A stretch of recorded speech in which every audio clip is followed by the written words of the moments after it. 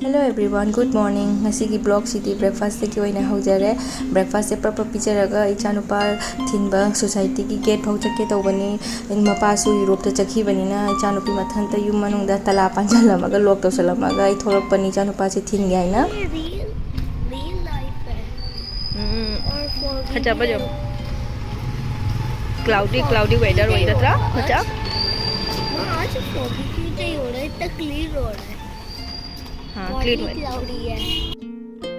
इचानुपा थिलवा हलकपदा मोकुम इचानुपी मोहगोते हगोते तौना लेरमे अदो माबु फजना पिजे पिथक तौबिरे हायरगा नाहक पाकता मु पुथोक्तने इचानुपी सानाबो पुबीबो लाइनी अदो इचानुपीसु हराउजरे मयाम सिउबदा आइसु इमानुबीसे ngahak taktang moisu time spend tौबा फंगजरे अदोनी जुमदा हनग्रगा जुमकी थबा करी करी मु लोइसलुदोइनी करी करी चामु थोंगदोइनी अदोनी कोन सिदी लेबा पोकपगी निरामिस चाबनिना आई करी चासिगे खंगद्रे अदुना हिंजांग जी खनम खंगदना सुम आलू ओइना ngौसले मसिदा मोरक अमा थुम खितंग लौरे सिनेगी लंच ngasiगी हांग्रेने नंग दादा लौबा चत्तोइरो जी चत्तोइरो नंग दादा गा लौबा ममादा ममागा चत्तोइरो ना हां दादा लौबा चलिरो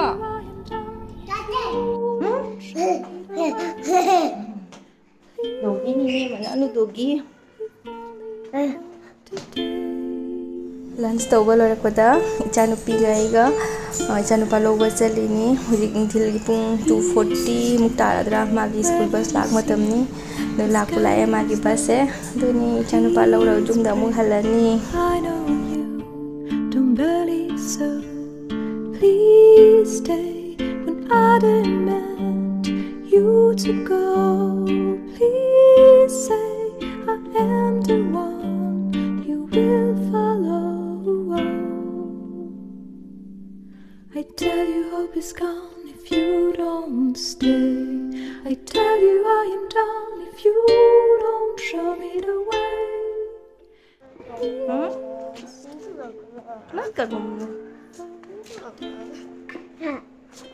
Bayi Papa Yuk, papa kan? Papa, aku udah jodoh.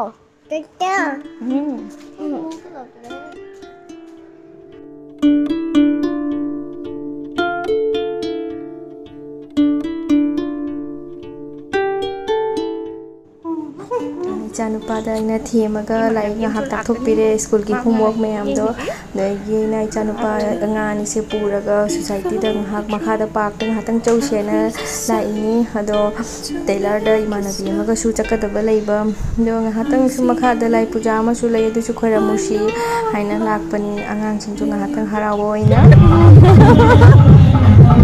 are kya ho apna chalo chalo घुमा